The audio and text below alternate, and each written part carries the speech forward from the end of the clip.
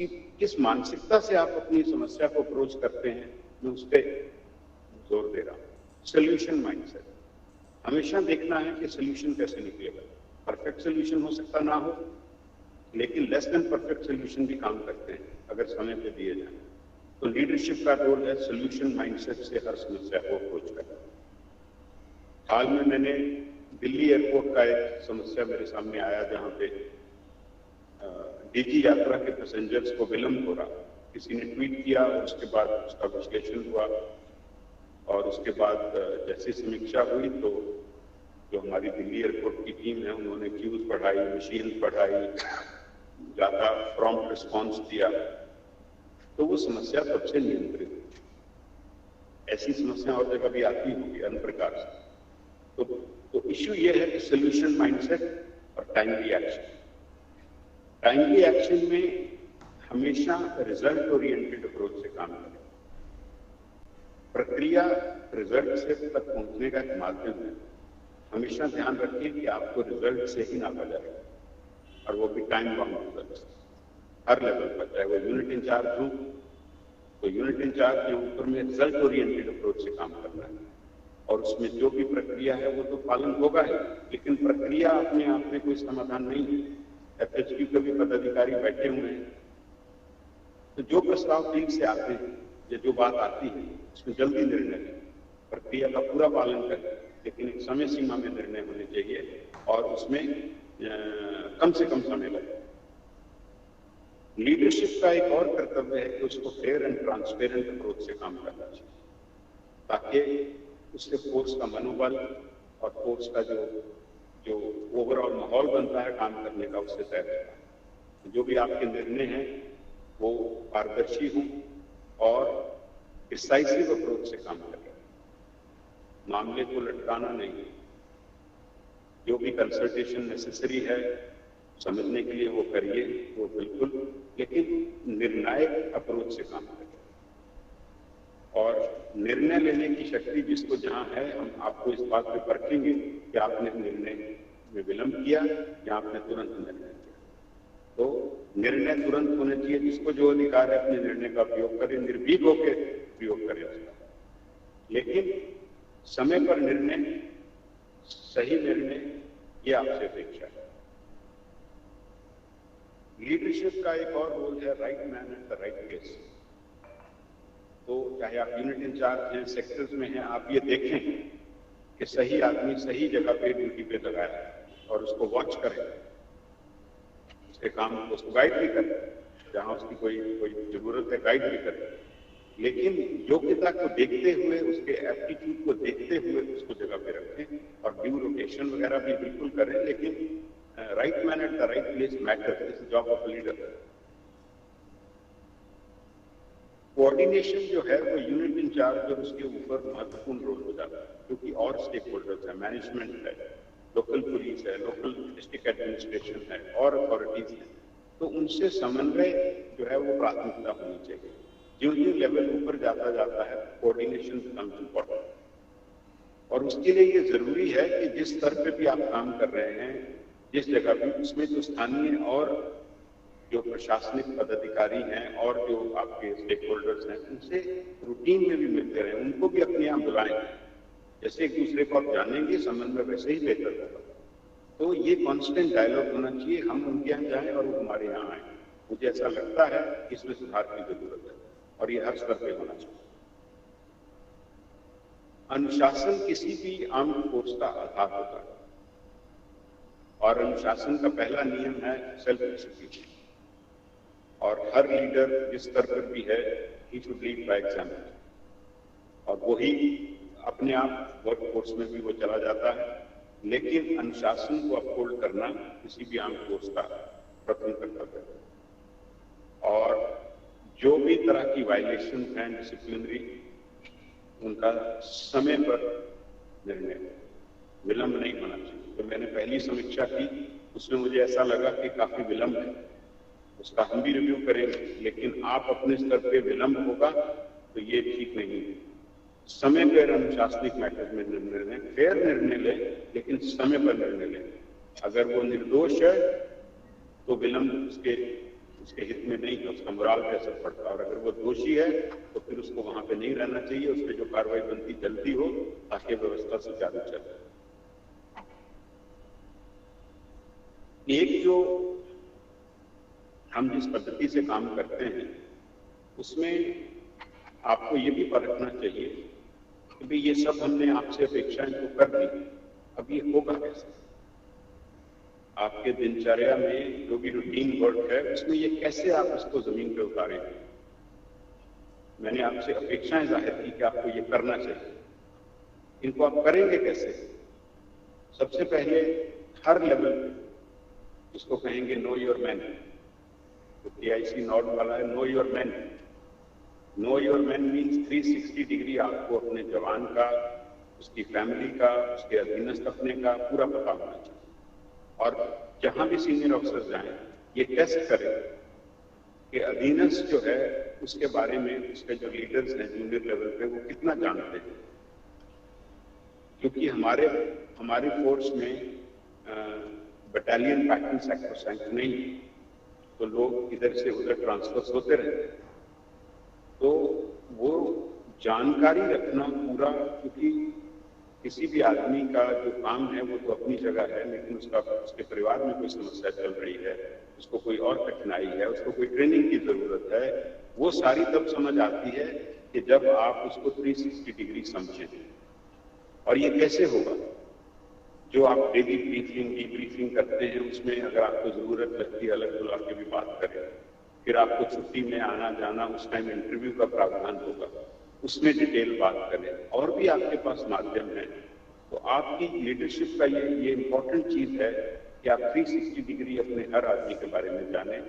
उसी से आप फिर देखेंगे किसको कहाँ काम देना है, किसकी क्या समस्या चल रही है, और अगर कहीं किसी को कोई समस्या है तो आप निश्चित उसको बुला के काउंसिल भी कर सकते हैं या उसको छुट्टी दे सकते हैं, जो भी कर सकते हैं।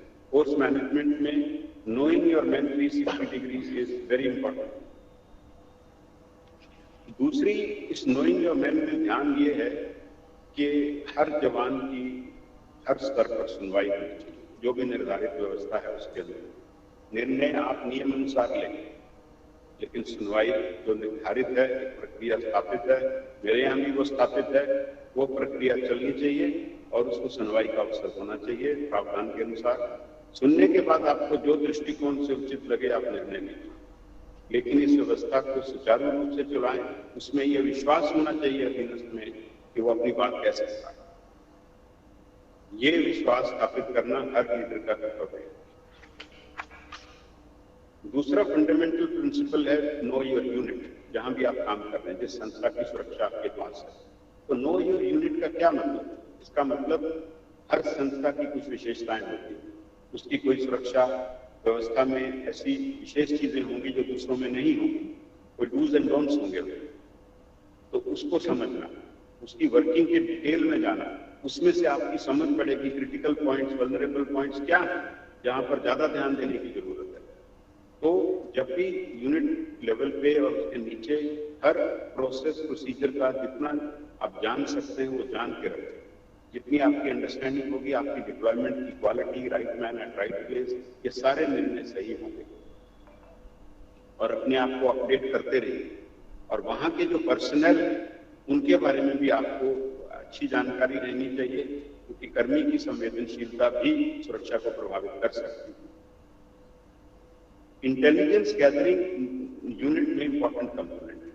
ये नहीं सोचना है कि ये इंटेलिजेंस यूनिट का काम है, नहीं।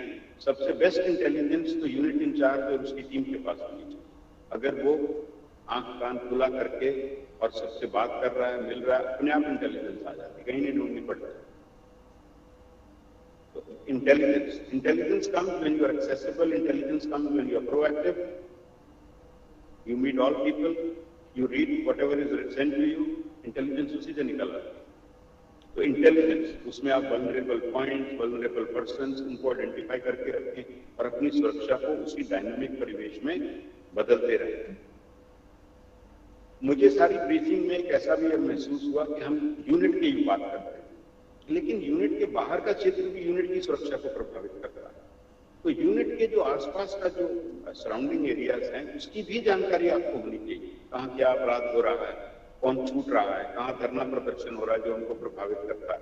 तो अपनी व्यवस्था में यूनिट के अराउंड जो एरिया है जो उसके लिए रेलेवेंट है उसकी जानकारी भी अखबार अच्छे से पढ़ें, लोगों से मिलते रहेंगे, 2 बात वो बताएंगे, फिर देखना है कि ये मेरे कैसे और एंटीसिपेट करें। ऐसा नहीं कि वो आपको इमीडिएट आएगा, क्योंकि पहले भी पता चल जाता है कि ये चीज आने वाली है जिससे हमको ये असर पड़ेगा। तो आप एंटीसिपेटरी प्लानिंग भी कर सकते हैं उसके माध्यम से। और सीसीटीवी जो है, नोइंग योर यूनिट में जो सीसीटीवी इंस्टॉलेशन है उसका एक्सेस, उसका मॉनिटरिंग, ये चीज भी आपकी वर्किंग में शामिल होनी चाहिए। और नोइंग योर यूनिट में मेरा ज्यादा एक्सपेक्टेशन यूनिट इंचार्ज से होगा कि जो आपका डेली राउंड होना चाहिए उसमें आप क्रिटिकल पॉइंट्स, वल्नरेबल पॉइंट्स खुद जाके दें। और जो अगर आप लगातार ये करेंगे तो आपको धीरे धीरे वो सारी चीज वैसे ही नियंत्रण में आ जाएगी कि भाई कहाँ क्या प्रॉब्लम हो सकती है। तो daily round of the unit incharge और उनके जो नीचे की टीम है वो आपको डिजाइन करना है। और ये डेली राउंड महत्वपूर्ण होना चाहिए और ये डायनेमिक भी होना चाहिए। समय बदल के भी आप जा सकते हैं, स्थान बदल के भी जा सकते हैं। तो आपको कम से कम 2-3 घंटे फील्ड और उसमें लगाने चाहिए पर, तब आपकी कमांड जो है वो ज्यादा इफेक्टिव होगी अपनी जमीन पर। तीसरी चीज है कि जो भी थ्रेट्स सिक्योरिटी के दृष्टिकोण से हैं उनको एंटीसिपेट करना और तुरंत उसका समाधान करना। Anticipation is a very important exercise. तो ये कहां से होगा? जो भी आपकी निर्धारित व्यवस्था है, मुझे ऐसा लगा जो मेरे पास आंकड़े रिपोर्ट आती है अभी तक थोड़े दिनों में, हम आइसोलेटेड इंसिडेंट्स एनालिसिस करते हैं। हम उनको जोड़ के नहीं देखते। अच्छा भाई ये घटना पिछले 5 सालों में ऐसी कौन कौन सी घटना हुई, कौन से लोग पकड़े गए, पुलिस ने उनको हमने हैंडओवर किया तो पुलिस ने क्या किया। तो ना तो इंसिडेंट का 360 डिग्री एनालिसिस हम शायद प्रॉपरली कर रहे हैं और लॉन्ग पीरियड ऑफ टाइम को एनालिसिस नहीं करते। ये रिकवरी हुई, इंसिडेंट खत्म हो गया, ये पकड़ा गया, इंसिडेंट खत्म हो गया। Isolated incident to incident no, you should at least have 10 year data और उसके बेस पे पैटर्न्स को स्टडी करिए, लोकल पुलिस से बात करिए, मैनेजमेंट से बात करिए, साहब ये पैटर्न बढ़ रहा है, ये घट रहा है, ये नया कोई ट्रेंड आ रहा है, राइट। तो और दूसरा सारी चीजों को जोड़ के देखिए कि भाई एक ही पॉइंट पे चोरी होती रही है 10 साल से, तो ये तो अपने आप में प्रश्न हो जाएगा। या यही 3 बिंदु हैं, इसको ठीक कर लो तो बाकी चीजें रुक जाएंगी। तो दैट मीन्स क्राइम का या जो इंसिडेंट्स हैं उनका एनालिसिस, उनका डेटा 10 साल का कम से कम आपकी पकड़ में होना चाहिए और उसकी डेप्थ में आपको वो पता चलना चाहिए। एक मैं ये इंसिडेंट रिपोर्ट्स पढ़ता हूं, उसमें देखते हैं कि ये आया, ये रिफाइनरी में घुस गया और इसको हमने पकड़ लिया और यहाँ दीवार टूटी हुई थी। तो दीवार टूटी हुई थी तो हमने उनको पत्र लिखा हुआ है लेकिन दीवार नहीं बन रही है।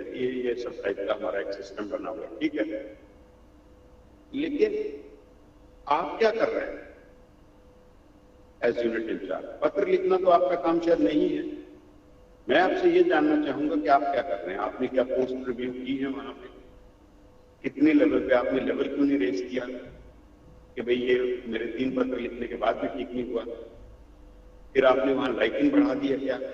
वहां हमने कोई वॉच टावर के लिए तब तक कर दिया जब तक नहीं बन रहा। तो जो लोकल सोल्यूशन है और आपका इनिशिएटिव है, मैं वो देखना चाहता हूँ। इंसिडेंट तो कुछ ना कुछ होगा, कुछ डिले भी होगा डिसीजन मेकिंग, लेकिन तब तक आप क्या करें? पत्र लिखना is not the solution. You design local solutions and take proactive interest. तो इस अप्रोच को आप देखें। और जो सिक्योरिटी ऑडिट्स हैं, आईबी के भी सिक्योरिटी ऑडिट्स हैं और आप भी करते होंगे इंस्पेक्शंस, उनको देखें। और जो आपकी हैंड्स ऑन डेली राउंड और ये सारा ब्रीफिंग है, थ्रेट्स की पूरी लिस्ट बना के scenario planning, case study model, केवल से हम क्या सीख सकते हैं। और ये सिनारियो होगा तो हमारी ये आपका नॉर्म सारे लिखे होंगे, मॉक ड्रिल करनी, ये करनी। पर ये जब आप थ्रेट्स को, एक्चुअल थ्रेट्स का एनालिसिस करके और उसको मॉक ड्रिल्स में फिट करेंगे उस सिनारियो को, तो आपकी जो क्वालिटी है, जो आपके लोगों की इन्वॉल्वमेंट है उस एक्सरसाइज में, वो बढ़ेगी और वो ओनरशिप बढ़ेगी। और वो तब बढ़ेगी जब यूनिट हेड उसको आगे बढ़ाता है, उसकी इन्वॉल्वमेंट बढ़ेगी तो वो भी आगे बढ़ेगी। एक बिंदु जो मुझे महसूस हुआ कि शायद हम नहीं कर रहे, वो है पब्लिक कम्युनिकेशन। तो पब्लिक कम्युनिकेशन, अब ये कम्युनिकेशन का युग और इंस्टेंट कम्युनिकेशन का युग। हम एयरपोर्ट्स में लाखों लोग एयरपोर्ट्स पे रोज आते हैं और CSF का अनुभव करते हैं। ज्यादातर तो अच्छा ही होता है, लेकिन कहीं कोई कमी भी हो सकती है। DMRC बहुत से लोग आते हैं। तो जहां जहां हमारा पब्लिक इंटरफेस है, वहां पे हमको पब्लिक के साथ इंस्टेंट कम्युनिकेशन का मैकेनिज्म होना चाहिए। सोशल मीडिया और print media, electronic media, digital media, इन सब में आप प्रॉम्प्ट रिस्पॉन्स में इसका डिसेंट्रलाइज मॉडल अडॉप्ट करें। सेक्टर से बात करके अगर ट्वीट होना है तो 15 मिनट में रिस्पॉन्स। कल रात में ADG APS मुझे कुछ बता रहे थे, एक ट्वीट हुआ तो दिल्ली एयरपोर्ट पे उन्होंने उसको 10 मिनट में रीट्वीट करके क्लैरिफाई कर दिया। तो ये अच्छी बात है, लेकिन ये व्यवस्था बने, आइसोलेटेड इंसिडेंट नहीं। और हर यूनिट में हर इंसिडेंट पे उद्देश्य क्या है? ठीक है, कोई समस्या हो सकती है, कभी जायज होगा, कभी एलिगेशन गलत भी होगा, कभी सही भी होगा। हमारा रिस्पॉन्स क्या है? एक तो प्रॉम्प्ट होना चाहिए, दूसरा फेयर होना चाहिए। अगर कोई गलती हुई भी है तो आप बोले हम इंक्वायरी कर रहे हैं, बताएं और बता दीजिए थोड़े दिन बाद जो भी आपका निर्धारित होगी। और अगर गलत है तो बोलिए गलत। आप अपनी क्रेडिबिलिटी भी स्थापित करेंगे और लोग आपके पक्ष को भी सुनेंगे, एक पक्षीय व्यू नहीं बनेगा। CSF की पब्लिक परसेप्शन में एंगेजमेंट से ही हम वो बिंदु को एड्रेस कर सकते हैं, और ये हाईएस्ट लेवल की सब ऑर्गेनाइजेशंस यही कर रहे हैं। तो हमारी जो पब्लिक कम्युनिकेशन की पॉलिसी है, हमने ये भी आज निर्णय ले रहे हैं, ले लिया है, ऑर्डर इशू कर देंगे कि जो PRO का काम है वो हम अब सेपरेटली डील करेंगे और उसको एक व्यवस्था के तहत वो मॉनिटर करेगा हर जगह। एक भी CSF के बारे में अच्छी बुरी न्यूज जो भी है उसको हमको पकड़ना चाहिए। आपकी यूनिट की है तो आपकी जवाबदेही। CSF की छवि उसी पब्लिक परसेप्शन पे बने और आपका रिस्पॉन्स एक्सपेक्टेड। रिस्पॉन्स में कभी ये नहीं सोचना है कि भाई हम गलती हो गई तो हम कहेंगे गलती नहीं हुई, हमेशा सही बात हो और इंक्वायरी करो, गलती की है तो एक्शन और बताओ। कुछ सेक्टर्स होंगे जहां पर हमारा वो सेंसिटिव सेक्टर है, जहां हम नहीं बोलते तो वहां पब्लिक एंगेजमेंट भी नेग्लिजिबल है, तो ये उस पर अप्लाई नहीं होता। जहां जहां पब्लिक एंगेजमेंट है, नॉन सेंसिटिव सेक्टर है, उसमें हमको बिल्कुल बोलना चाहिए, प्रॉम्प्टली बोलना चाहिए। और ये बहुत बड़ा इशू है आज के समय में, ये इंफॉर्मेशन एज है, मल्टीपल मीडियम, इंस्टेंटली सारे अच्छी बुरी बात पहुंच जाती है, न्यूज साइकिल 2 घंटे में खत्म हो जाता है। तो ये सारी चीजों को एंटीसिपेट करके public communication is an important part of your working. अब मैं सेक्टर IGs के रोल के ऊपर कुछ कहना चाहता हूँ। Unit incharge naturally primary responsible है अपने सारे कर्तव्यों के लिए, लेकिन जो सेक्टर IGs हैं और उनसे मैं ये अपेक्षा करता हूँ कि वो एक ब्रिज है first of all between the unit and the FHP, और हम इसी रूप में उनसे काम लेंगे। और मेरी पहली अपेक्षा जो हमने कहा हैंड्स ऑन लीडरशिप, तो अगर कोई नॉर्म है तो उसको बता दें, लेकिन 10 दिन कम से कम आपको अपने एरिया में टूर करना चाहिए, और टूर भी with a purpose, with a tour note after that कि भाई, और प्राथमिकताएं तय होनी चाहिए कि हमने क्या देखा, महत्वपूर्ण क्या था।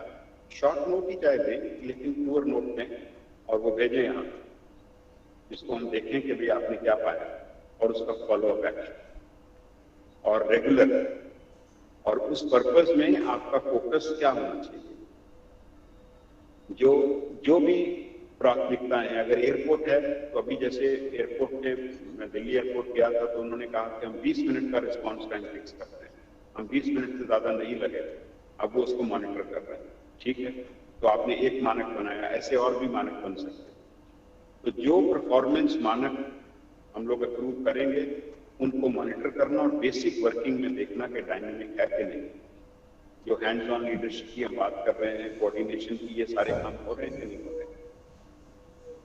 तो जो यूनिट इंचार्ज से अपेक्षा है उसकी सुपरविजन में उसको गाइड भी करना शामिल है। तो आपकी जो मूवमेंट है फील्ड में, शुरू में मैंने कहा प्रॉब्लम भी जमीन पे है, सोल्यूशन भी वहीं उतारना है। तो अगर सीनियर फॉर्मेशन जमीन पे नहीं जाएंगी तो उनको क्वालिटी ऑफ सुपरविजन पे असर पड़ेगा।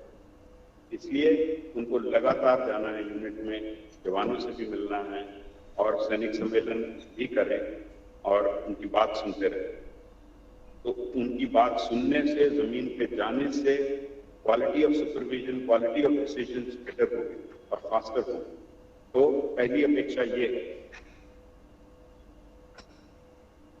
जो एफएचक्यू में मैटर लंबित होंगे तो सेक्टर्स का काम है उसको फ्लैग करें और वो कंसर्न जो है उसको लगातार फॉलो अप करके इंश्योर करें कि भाई वो उन पे निर्णय हो। सेक्टर्स के साथ हम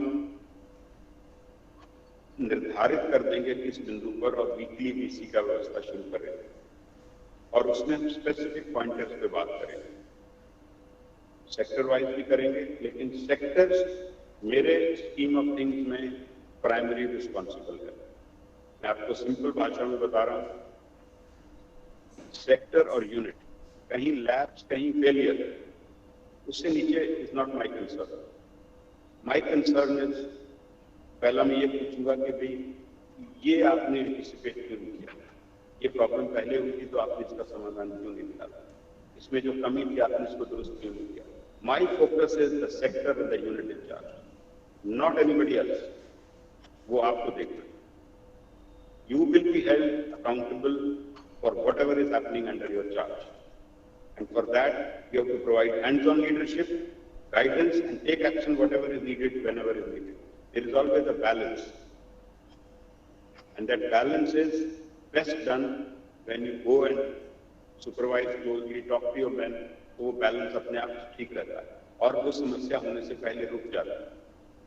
एयरपोर्ट की क्यूज की हमने बात की, डीजी यात्रा की, तो अगर वो हैंड्स ऑन लीडरशिप पहले होती तो क्यों लगती नहीं। जो सोल्यूशन बाद में किया पहले भी कर सकते थे, क्यों नहीं किया anticipate.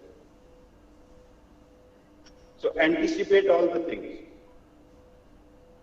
And effective leadership, result oriented leadership, this is what the sectors are expected to do. Do not write simple letters to me and tell me this has happened, this is my report. Where you need to give a report, you give a report. But primary is your job to get things going. ये आपका काम है।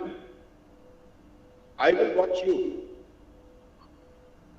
You have to make sure that these subordinate formations work as per norms.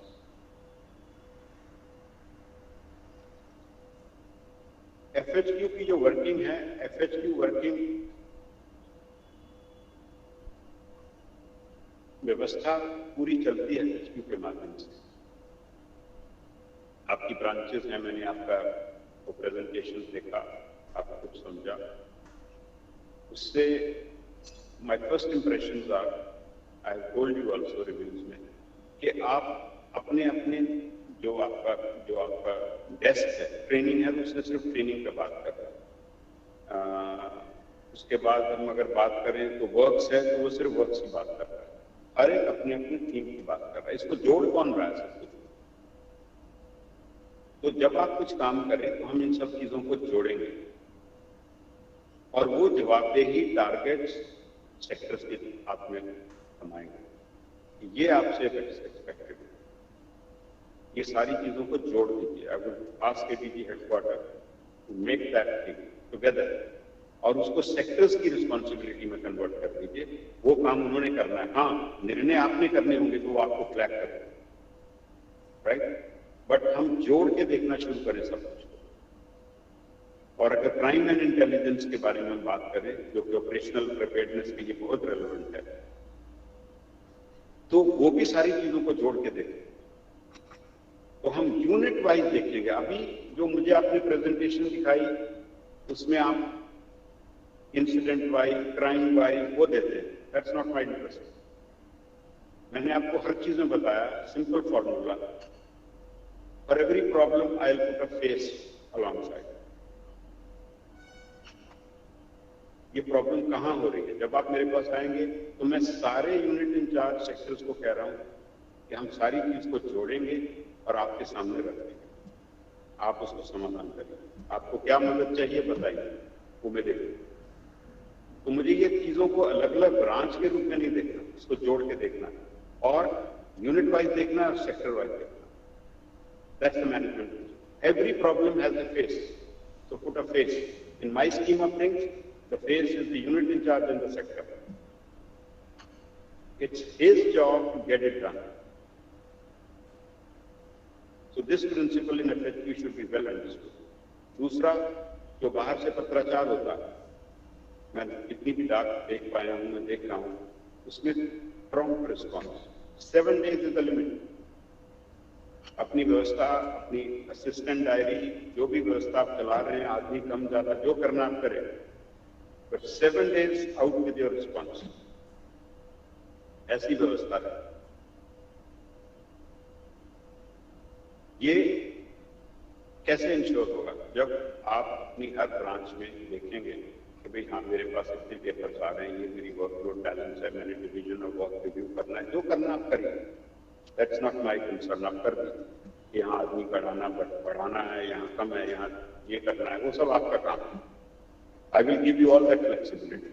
7 days, everything should go up. And clarity के साथ, right? अब मैं उस चीज पे बात करना चाहता हूं जो हमारे फोर्स की वेलफेयर से कनेक्टेड है। मैंने अपने एड्रेस में भी लिखा कि हमारे हर कार्य का केंद्र बिंदु वेलफेयर होगा।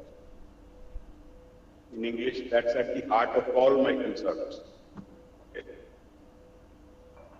और वेलफेयर का सिद्धांत कहां से शुरू होता है? वेलफेयर का सिद्धांत शुरू होता है एक जवान की सुनवाई उसके यूनिट लेवल से शुरू हो और ऊपर की व्यवस्था तक चले। इसका पालन करिएगा और सुनवाई की गारंटी उसको होनी चाहिए और फेयर निर्णय की गारंटी, पहला प्रिंसिपल। सेकेंड चीज जो मैंने अभी समझा, प्रमोशन में विलंब है। मेरा ख्याल कांस्टेबल टू हेड कांस्टेबल में 16 साल लग रहे हैं और मानक है 5 साल। 5 साल के मानक में 16 साल लग रहे हैं। तो पर्स ने बताया कि नहीं, आगे से ये बेहतर हुआ, अच्छी बात है, लेकिन इसी प्रकार अन्य रैंक्स में भी विलंब। मैंने इनको ये टास्क दे दिया है कि प्रमोशंस को आप समय को और रिड्यूस करिए। इसके लिए कुछ इश्यूज हैं, इन्होंने फ्लैग किए, उस पर आप मंथन करिए, समझिए और रास्ता निकालिए।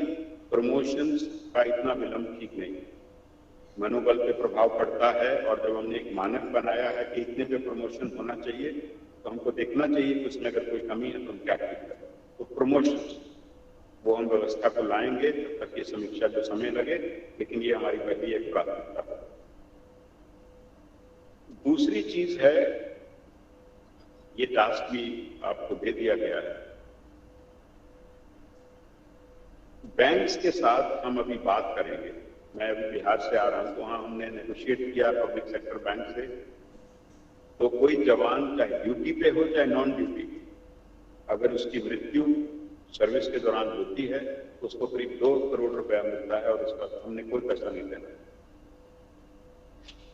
और भी उसमें चीजें हैं, परमानेंट डिसेबिलिटी पे भी 2 करोड़ मिलेगा और 50% डिसेबिलिटी है तो उससे आधा मिलेगा। वो डॉक्यूमेंट भी शायद मुझे बताया गया कि आ गया है, मैंने कहा था मंगा लीजिए, जो साइन डॉक्यूमेंट है। इस पे विचार करके जो भी पब्लिक सेक्टर बैंक्स हैं और जो हमारे एग्जिस्टिंग बैंकर हैं उनसे बात करिए और एक समय सीमा के अंदर जो भी हमारे फोर्स के हित में हो सके, इसमें किसी का कोई पैसा नहीं लग रहा है और ये बैंक्स अगर 10 राज्यों को दे चुके हैं तो हमको भी वो अपने जवान और अपनी फोर्स के लिए करना चाहिए। इसमें कोई रैंक सभी पे लागू। पेंशनर्स को भी बेनिफिट हमने दिया था बिहार वाले मॉडल, हम पेंशनर्स को भी बेनिफिट उसमें देंगे। वो 50% रफली है बेनिफिट, लेकिन उनको भी मिलेगा और ये वॉलंटरी है। जो जो जो हमारा फोर्स का कर्मी वो अकाउंट खोलेगा उसको मिलेगा। तो ये भी एक आश्वासन है कि ऐसी कोई स्थिति हो जहां उसकी जान चली जाए, चाहे ड्यूटी में हो चाहे नॉन ड्यूटी में, उसको ये मिलेगा। वो ओनली एक ही डेफिनेशन है accident, right, that's the only definition. तो एक्सीडेंटल डेथ्स, तो ये एक व्यवस्था हम इस पर विचार कर रहे हैं और इसको जल्दी कोशिश करेंगे कि लागू करें। जो आपकी हेल्थ की कंसर्न्स हैं वो भी मैंने समझने की कोशिश की। उसमें MHA फंडेड और नॉन MHA फंडेड के कारण कुछ कठिनाइयां हैं।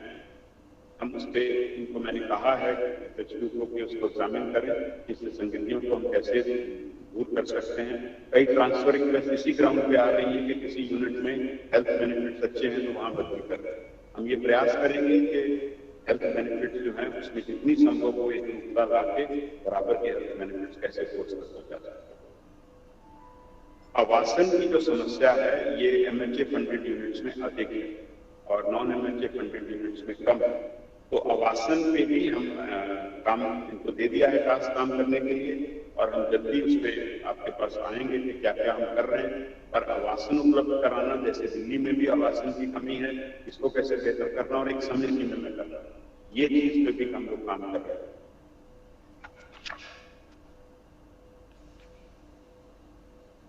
मैंने अपने डाक में देखा कि लगातार कुछ ट्रांसफर रिक्वेस्ट आती है। अभी मैंने वो रिक्वेस्ट वाला व्यवस्था जहाँ मिलेंगे आप, वो व्यवस्था थोड़े 15 दिन बाद शुरू करेंगे। लेकिन मैंने उनको जो देखा ट्रांसफर रिक्वेस्ट, तो उसमें 2-3 ऑब्जर्वेशन मेरी हैं। पहली कि ट्रांसफर रिक्वेस्ट ज्यादा, मैंने इनको भी कहा है कि डाटा एनालिसिस करके मुझे बताएं, तो या तो कहीं व्यवस्था में कमी, हमारी ट्रांसफर पॉलिसी को दोबारा देखने की जरूरत है, इतनी ट्रांसफर रिक्वेस्ट नहीं आनी चाहिए। तो वो समीक्षा मैंने इनको करने को कहा है और उसको हम देखें कि पॉलिसी लेवल पे कहीं कोई अगर अपडेशन की जरूरत है, कोई सुधार की जरूरत है, तो हम उसको देखें। इतनी ट्रांसफर रिक्वेस्ट नहीं होनी चाहिए। तो पॉलिसी लेवल का रिव्यू हम करेंगे। जो एग्जिस्टिंग नीति है वो दोनों चीज देखेगी, administrative requirement and development side, उसका बैलेंस होगा। तो उसकी हम समीक्षा करके पॉलिसी लेवल पे उसको देखेंगे। जो हमारा रिक्वेस्ट वाला सुविधा है वो हम अक्टूबर 1 वीक से शुरू कर देंगे। और एक चीज जो मुझे अनुचित लगी, और मैं आपको साफ बता रहा हूं कि कई हमारी एक व्यवस्था है रिक्वेस्ट के लिए, एक स्थापित व्यवस्था है, तो बाहर के कुछ व्यक्तियों से अनुशंसा करके पत्र भेज रहे हैं। ये फोर्स एक डिसिप्लिन फोर्स के नियम के विपरीत, और मैं इसको उचित नहीं मानता। आज के बातचीत बंद हो जानी चाहिए। और हम इस बात की भी जांच करेंगे कि आप कैसे ये व्यवस्था पत्र लिखवा रहे हैं। बिल्कुल नहीं होना चाहिए। हमारे यहाँ कोई जरूरत है तो हम देखेंगे, उस व्यवस्था को हम सुधारेंगे। लेकिन एक आम फोर्स बाहर से पत्र आए ट्रांसफर के लिए ये एक्सेप्टेबल नहीं है। तो अभी तो मैं उनको आपको उतना समय दे रहा हूं कि आगे से ये ना हो। और जो भी रिक्वेस्ट आएंगी उसमें हम ये आश्वस्त करते हैं, और हर लेवल को ये आश्वस्त करना चाहिए, एक तो है सुनवाई, फेयर डिसीजन में टाइम बॉक्स, ठीक है। और हर चीज रिक्वेस्ट में मानवीय दृष्टिकोण होगा निश्चित, लेकिन मानवीय दृष्टिकोण को थोड़ा संतुलन करना पड़ता है प्रशासनिक आवश्यकता और एक एकरूपता के दृष्टिकोण। तो वो मैं आशा करूंगा कि मानवीय दृष्टिकोण हमेशा रहे। नियम ऐसे नहीं होते कि नियम खाली लिख दिए तो फिर ये सारी सुविधा क्यों बनाए। मानवीय दृष्टिकोण हमेशा होना चाहिए। अगर आपको लगता है कि नहीं ये जायज है तो बिल्कुल आप उसकी रिक्वेस्ट को भेजिए, अपनी रिकमेंडेशन भी स्ट्रॉन्ग लिख के भेजिए, हम इसको अच्छे से सुनेंगे। और उनको हमारी कोई रिजिड व्यू नहीं है कि एक बार ट्रांसफर कर दिया नहीं होगा, ऐसे नहीं होगा, लेकिन एकरूपता के साथ काम होगा। ऐसा नहीं कि बहुत कोई किसी तरह से निर्णय हो रहा है, ऐसा नहीं होना चाहिए। तो ये हर लेवल पे आप इसकी व्यवस्था करें, ऐसी चीजें ना हो।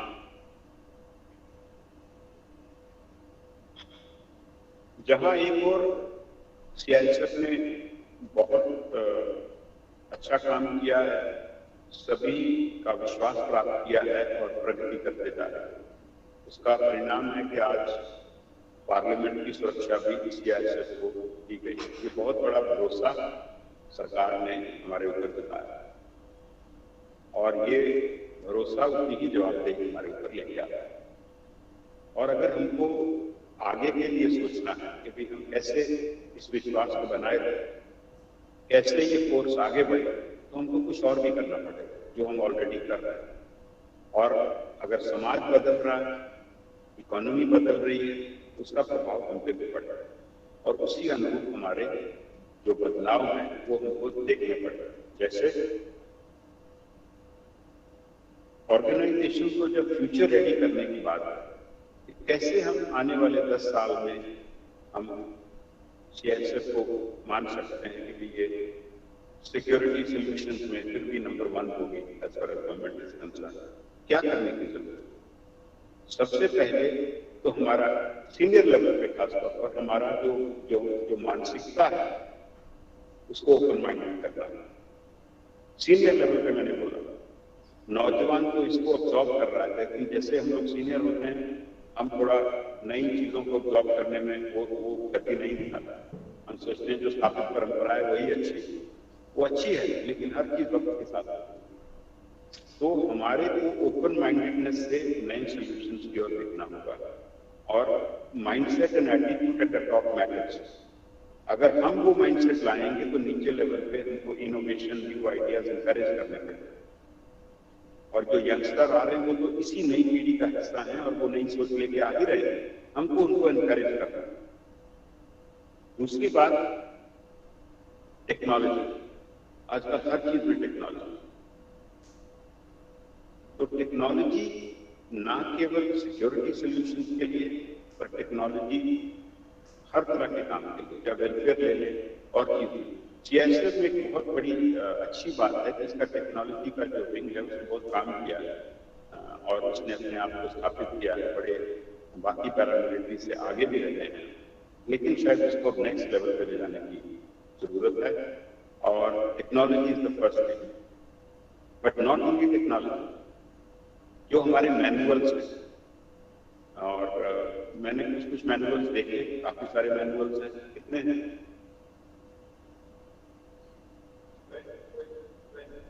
चलो, so one view there are 12 manuals. All these manuals are going to be reviewed, all right? They will be reviewed not only from the point of view of need for updation, but also from new ideas, technology and other solutions. So हम इन manuals को एक समय सीमा में committees बना के इनका review mechanism शुरू करेंगे और नई सोच और नए यंगस्टर्स जो आ रहे हैं ऑफिसर्स कार्डर में, उन सबके टीम में कहीं उनकी राय लेके ड्यू कंसल्टेशन के साथ सब कुछ होगा। तो आपसे कंसल्टेशन भी होगी और इनको जहां जहां अपडेशन केवल नहीं, बदलाव, अपडेशन नहीं, सरकार में और विभागों में कितनी चीजें बदल रही हैं, हमको उनको भी समझना होगा, उसका प्रभाव समझना होगा और उस अनुसार अपने आप को आगे बढ़ना होगा। आज हम इस मीटिंग से पहले, आपसे बात करने से पहले, हम जो बंदरगाह सुरक्षा पर बात करते हैं, तो वहां पे भी हमने कहा कि जो अंतर्राष्ट्रीय मानक इसमें बंदरगाह सुरक्षा में, उसको समझ के हमको अपने सिस्टम में लाना चाहिए। तो हमारी सोच में जो मैंने कहा आगे कैसे बढ़ना है, हमको पहला सवाल पूछना चाहिए, अंतर्राष्ट्रीय मानक क्या है इस इशू पर, राष्ट्रीय मानक क्या है, उसमें हमको उत्कृष्ट होना, excellence and international standards. Airport सुरक्षा के रिव्यू में यही सवाल मैंने इनको एयरपोर्ट्स की टीम को पूछा। अभी उन्होंने मुझे ग्लोबल सिविल एविएशन की जो सेफ्टी प्लान है उसकी कॉपी भेजी। उसका मंथन करने की जरूरत है कि भाई इंटरनेशनल नॉर्म्स क्या है, ड्रोन थ्रेट्स हैं, साइबर थ्रेट्स हैं, उसको कैसे आगे बढ़ाएं। तो जो ICAO है वो और उसके बाद VCAS हमारे प्रदेश में, वो इसके रेगुलेटर्स हैं। तो उनकी जो मैनुअल्स हैं वो इंटरनेशनल सोच पे ही आधारित है, उसको अपनी कार्य पद्धति में कैसे लाना है वो हमारे लिए एक चुनौती है अगर हमको आगे बढ़ना। और ये लगातार के रूप में होना चाहिए, वन टाइम नहीं। दैट मीन्स हमको नई ट्रेनिंग भी लाना पड़ेगा, सारी नॉलेज हमारे पास नहीं होगी। आज जब बंदरगाह सुरक्षा की बात हुई तो हमको IG ट्रेनिंग बोला कि इसके लिए हमारे पास व्यवस्था नहीं है। उनका ऑनेस्ट जवाब था, वो उसकी आई अप्रिशिएट है। तो भाई कहीं से तो लाना होगा, इसका मतलब ये बिल्कुल सही मुद्दा है कि ट्रेनिंग भी पुराने लोग ही देते हैं, तो नई बात कहां से आए? तो नई बात के लिए हमको बाहर बात करनी पड़ेगी और उन एक्सपर्ट से बात करनी पड़ेगी और नौजवानों को और एक्सपीरियंस का मिश्रण करके वो मास्टर ट्रेनर्स और वो नॉलेज को लाना होगा। ये है इसका मॉडल। समय लगेगा लेकिन शुरुआत तो की जाए। तो जो मैनुअल रिवीजन खाली नहीं, अब जो है चाहे टेक्नोलॉजी, ट्रेनिंग, फिर कैपेसिटी बिल्डिंग, राइट। अभी मैंने जब ट्रेनिंग का रिव्यू किया तो उन्होंने बताया कि हमारे औसतन 1000 का कैपेसिटी है जहाँ पे हम बेसिक ट्रेनिंग करते हैं। तो एक दोस्त को मैंने कहा 1500 कर दीजिए तत्काल, क्योंकि हमारी रिक्रूटमेंट प्लानिंग अब शुरू हो रही है, तो भाई हम कैपेसिटी बिल्डिंग करते हैं। कैपेसिटी बिल्डिंग में टेक्नोलॉजी अपग्रेडेशन भी शामिल है। ठीक है, आज की जो मैं बैठक कर रहा हूँ, मुझे पहले बताया गया कि साहब हम सीधा कॉन्फ्रेंस नहीं कर सकते, हमारा कनेक्शन ये नहीं। तो मैंने इनको कहा कि अभी बिहार में मैं थाने से बात कर लेता था तो आपके लिए कठिन है, तो कर दिया। What I'm saying is, every problem has a solution. It's how you approach the problem, right? Maybe हमारे को थोड़ा सा वो लगेगा समय, but so get people on board. और इसी से कनेक्टेड जो है, हमने वो निर्णय ले लिया है और आपको कम्युनिकेट भी हो जाएगा। ये सारी नई चीजें जो मैं बात कर रहा हूँ आगे बढ़ने वाली, तो हमको वो लोग चाहिए जो टैलेंटेड हैं। हमारे इतने लोग जाते हैं, कोई एनएसडी में जा रहा है ट्रेनिंग करने के लिए, कोई सीबीआई में जा रहा है, कोई इसमें एसपीजी में भी जाता है, विभिन्न संस्थाओं में। तो मैंने कहा कि उनका ट्रेनिंग स्कूल तैयार है और स्कूल के आधार पर हम देखें कि ये टैलेंट को कैसे यूज करता है। ठीक है, और टेक्नोलॉजी वाले इतने पढ़े लिखे बच्चे आजकल क्वालिफाई कर रहे हैं, कोई बीटेक है, कोई एमटेक है, किसी ने डेटा साइंस में काम किया है, किसी ने लॉ में काम किया है। तो हमने कहा है फर्स्ट डायरेक्टरेट को कि उन सबका पूल बनाइए और उन सबको मेल भेजिए और उसके अतिरिक्त भी जनरल मेल भेजिए। हो सकता है किसी ने अपनी इच्छा से ही कुछ ज्ञान शिक्षा प्राप्त करनी हो और उसको नॉलेज हो, तो आपको वो मेल मिलेगी और उसमें आप अप्लाई करें। और हम ये जो टैलेंट सर्च प्रोग्राम है, वो टैलेंट सर्च प्रोग्राम लॉन्च कर रहे हैं। आप अप्लाई करें, आपकी योग्यता कमेटी बनाएंगे, उसके आधार पे उस नए टैलेंट को लेके हम टेस्ट करेंगे, सीधा नहीं दे देंगे पोस्टिंग। मैं आपको साफ बता रहा हूँ, टेस्ट करेंगे, ट्रेन भी कराएंगे, सपोर्ट करेंगे। जिसमें प्रतिभा होगी, इच्छा होगी आगे बढ़ने की, उसको हम व्यवस्था में लाके और ये जो बदलाव का प्रयास हम करेंगे उस माध्यम से करेंगे। जहां बाहर के लोगों की जरूरत होगी उसको भी लिया जाएगा, लेकिन बुनियाद तो अपनी संस्था ही कीजिए। और जो नए लोग आ रहे हैं, जो पुराने, जो भी इसमें टैलेंट सर्च में आना चाहता है, वो हम जल्दी रोल आउट कर रहे हैं, उसमें आप अप्लाई कीजिए। और ये जो आने वाला युग और समय है जहां भारत आगे बढ़ रहा है आर्थिक शक्ति के रूप में और हर रूप में, उस युग में knowledge is the basis. Knowledge जो हम करते हैं वो ठीक है, पर साथ साथ बदलना भी है। तो इसलिए वो जो जितनी न्यू नॉलेज है, अपग्रेडेशन है, उसी में पब्लिक कम्युनिकेशन है, सोशल मीडिया है, ये सारी चीजों को अपग्रेड करने की जरूरत है और वो किया जाएगा। तो आपसे मेरी यही आशा होगी कि आप उसमें जहां आपको लगता है कि हम कुछ कर सकते हैं, तो आप उसमें रिस्पॉन्स दें और हम आपको एग्जामिन करके और जो भी उसमें योग्य पाए जाएंगे उनको हम लेंगे स्कीम में। लेकिन यूनिट लेवल पर भी और सेक्टर लेवल पर भी आप अपने स्तर से इस सोच को आगे बढ़ाएं, जिसको जो काम में लगाना है आप लगाएं, ताकि ऐसा नहीं कि कोई एक दिन बटन दबेगा और अगले दिन ये शुरू हो जाएगा। ऐसा नहीं होता, ये प्रक्रिया प्रोसेस हो, पर हर स्तर पे इस सोच और इस प्रोसेस को आप शुरुआत कर सकते हैं।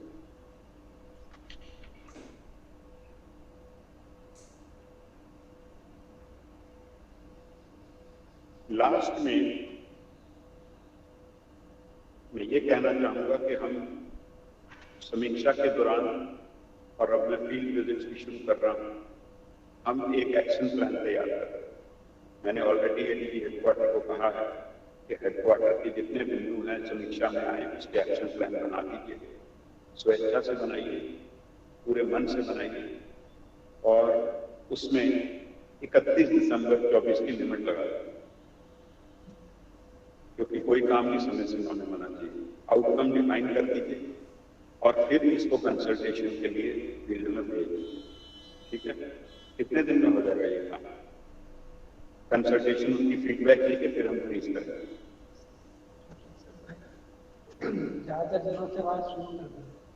अच्छी बात है, ये यही अप्रोच होनी चाहिए कि शुरुआत करो, जरा खाली इंतजार मत करो कि कहां से जब कागज आएगा, लेकिन consultation is important her level.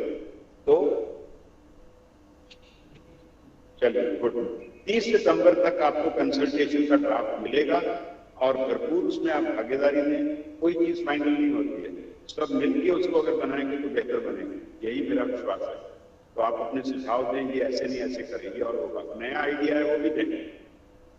पर हम एक्शन प्लान करना क्या है, कब तक करना है,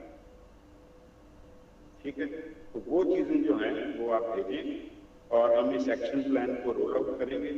और अल्टीमेटली मैं वापस वहीं पे आऊंगा, ये सारे काम सेक्टर और यूनिट करेगा और जो FHQ का काम है वो करेगा। तो सेक्टर्स इसमें ये मान के चलें कि ओनरशिप आपकी है, इसलिए आप अपने सुझाव और जो भी और चीज आप रखना चाहते हैं वो ठोस रूप में रखें। वही टाइमलाइन, वही टास्क आप ही ने कराने हैं, अपनी टीम से कराने हैं। तो आप अपनी व्यूज रखेंगे तो हमको निर्णय लेने में सुविधा होगी।